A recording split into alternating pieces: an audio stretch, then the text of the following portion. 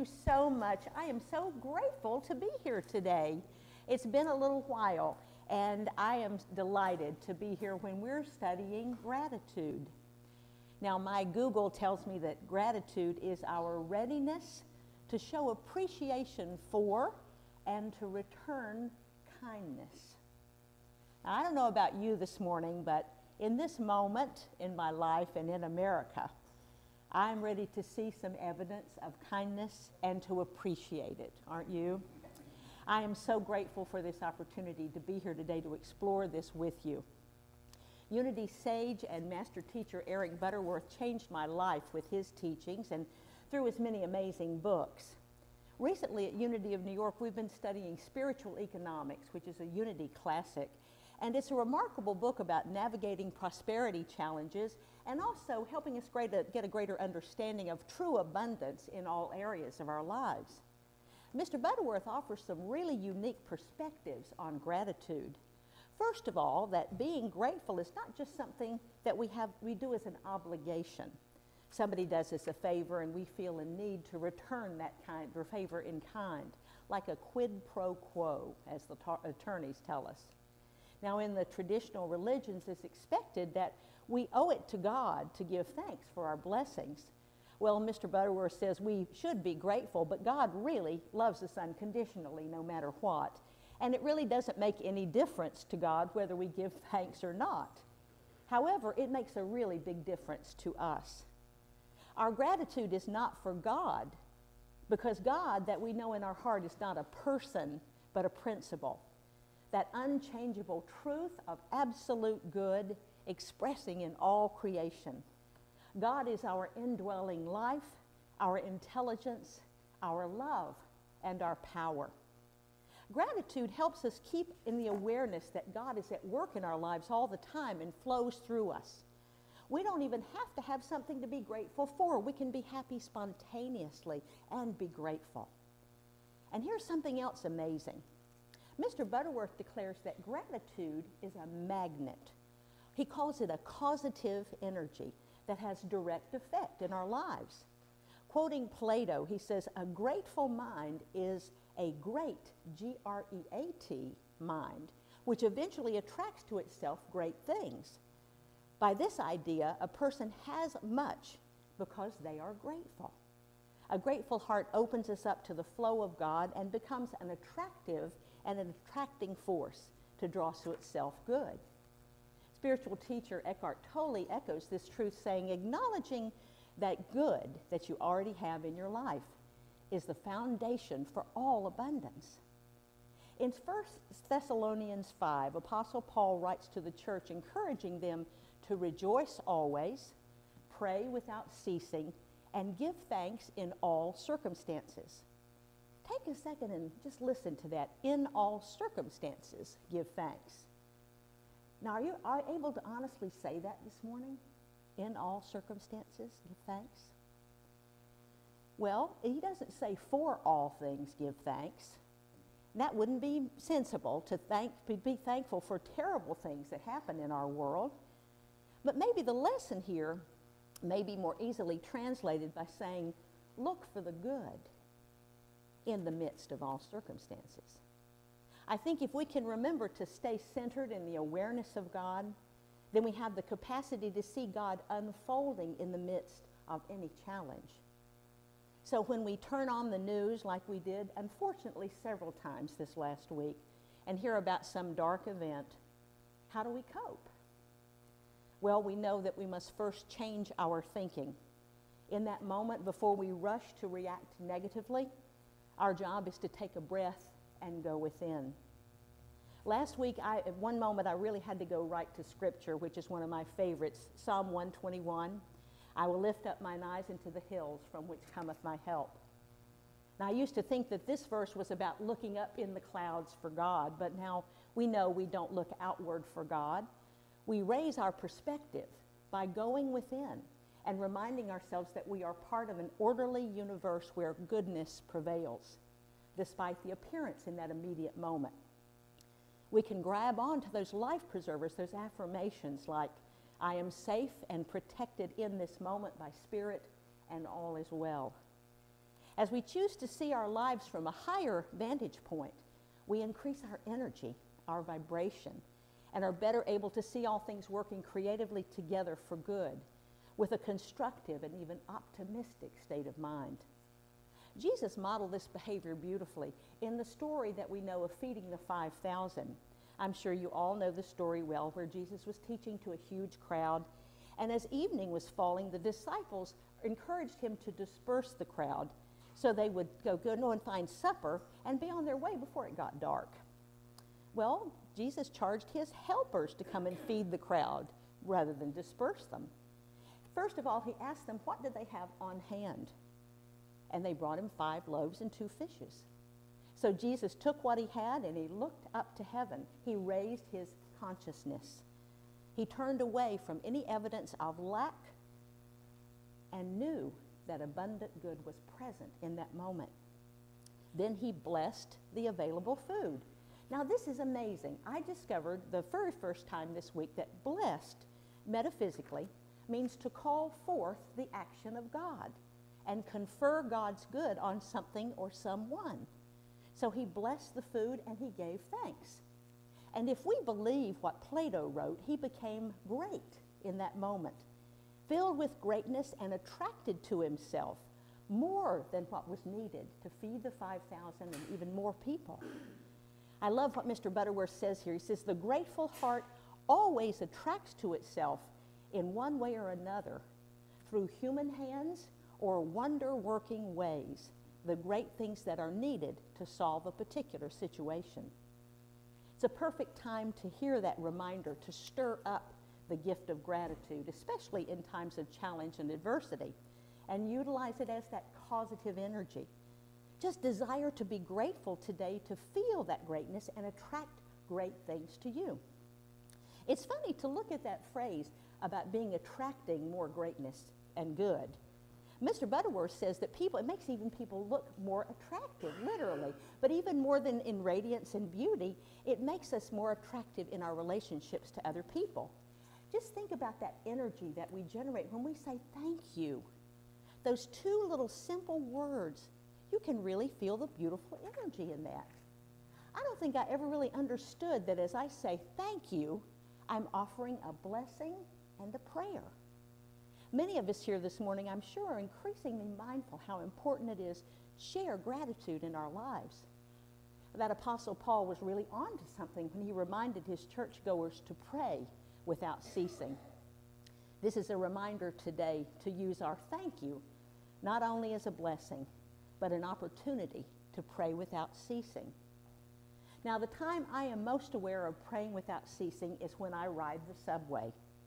As I leave my apartment, I thank God that my elevator is running in my building, so I don't have to walk down 4 flights.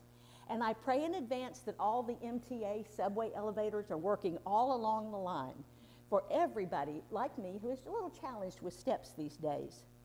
On the platform, I pray that my right and perfect A train is coming now right on time and that my seat is waiting for me despite the hour or the throngs of people that are waiting with me on the platform. And I thank God in the quiet that reigns in my car that there will not be dancers swinging around the poles or anybody singing or moonwalking in the car that day. Most of the time it works, I'm happy to say. And as I ride, I try and practice to bless the quiet faces of everybody else in the car with me, holding each one of us safe and knowing with them that it's going to be a wonderful day. This week in this month of gratitude here at the New Thought Spiritual Center, why not take up this practice too, whether you ride the subway or not? As Bishop Shelby Spong says, love wastefully.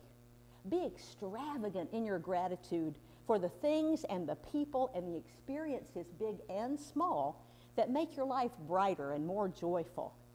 Bless your car.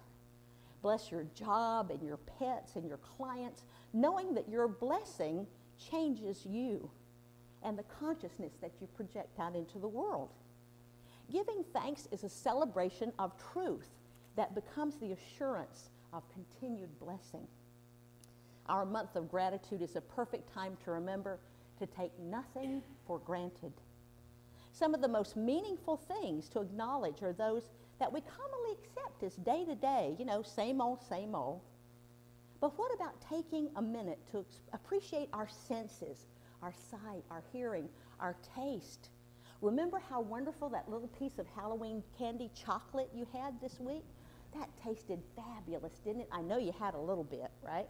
Oh, come on, sure. What about the appreciation for breathing in the beautiful Indian summer days that we've had over the last couple of weeks? It's been glorious. Or your ability to learn new things, new tricks or shortcuts on the computer, or maybe on that brand new smartphone. And what about that special relationship with your pet? Or that time you set aside every week to check in with a good friend on the phone. As we gather all these things in our minds and hearts, try thinking of them as daily gifts as opposed to something just given, a done deal, or part of a normal day. With our attention and gratefulness, we can raise our perspective on all the aspects of our life, even the most routine, by expressing the kind of joy and gratitude that overwhelms us when we get an unexpected gift. That little song from Hello Dolly's been running in my head this week. It only takes a moment. Everybody, it's a beautiful little song, and I want you to make that your theme song this week. It only takes a moment to share gratitude. William Arthur Ward, who is one of America's most quoted spiritual writers, said, "Feeling gratitude and not expressing it is like wrapping a present and not giving it." That doesn't make a bit of sense, does it? Let's get busy sharing our gifts this week. In our day-to-day lives, pick one person each day this week to thank them for something ordinary, like holding the door for you or handing you back your correct change. Or thank them for extraordinary things, like finding that old teacher or colleague on Facebook and letting them know how impactful their interaction with you was on your life. You'll really bless someone that way. Just this past week, I was praying and speaking with a friend who just lost her mom. And when I asked her if there was a place she'd like to have a memorial donation sent in honor of her mother, she said, "No, just be kind." She was so kind. Just be kind. We have to acknowledge kindness up front. Let people know how much you appreciate them, and you might find yourself appreciated even more. If your workday this week includes some challenges about communicating with staff or volunteers, don't be afraid to thank people for their cooperation and their teamwork to get that project done. And here's one I see a lot of young parents do now. I just love it. Commending their youngsters on their generosity. Encouraging them for sharing their toys or, yes, even their Halloween candy, and even being brave enough to skip a turn so that their baby sister can have a chance. When you see someone do this, maybe put their change into the donation cup on the counter, notice it. It only takes a moment to thank them for caring. Sometimes, we are blessed to witness amazing acts of courage in our daily lives, like the brave young policeman this past week who put a stop to the terrorists downtown. Has anybody ever seen that TV show, What Would You Do? Anybody know that show? It's interesting. It's they do a setup in a restaurant or a store, and they have an actor act out in the situation. And then they film the reactions of people in the spot to see if people will stand up and be brave if they hear bullying or aggression or harassment. It's really remarkable. It has really sparked some insight in me. And I want to just remind you, if you witness anybody being brave in the face of aggression, thank them, especially if they are speaking up for you. And once you've connected with your own sources of good fortune and being grateful to those around you, extend your awareness to more distant others who need your compassion and care and generosity. So much need in the world right now. Take nothing for granted. We can learn to focus our attention on and acknowledge that life is a gift. Even in the most challenging times, living gratefully makes us aware of and available to the opportunities that are always available. Opportunities to learn and grow and to extend ourselves with care and compassion to others. Grateful living is based in and reinforces values like respect and responsibility and generosity. Grateful acts every day can uplift us and make a difference for others and help change the world. Thanksgiving's going to be here in just a few weeks. I can hardly believe it. And I know this community is always very active in your local area, reaching out to the food pantries and the different help.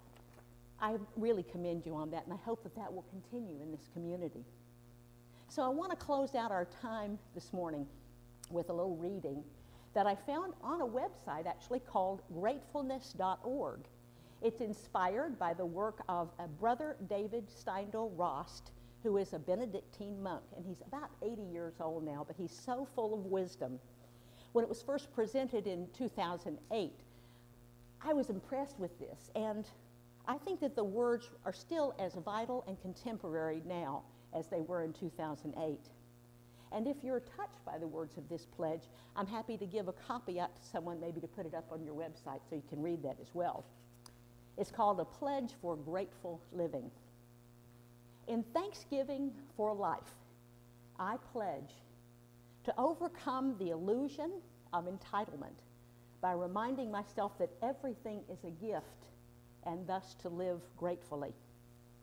In thanksgiving for life, I pledge to overcome my greed that confuses wants with needs by trusting that enough for all our needs is given to us and to share generously what I so generously receive. In thanksgiving for life, I pledge to overcome apathy by waking up to the opportunities that a given moment offers me and so to respond creatively to every situation. In thanksgiving for life, I pledge to overcome fear, which is the root of all violence, by looking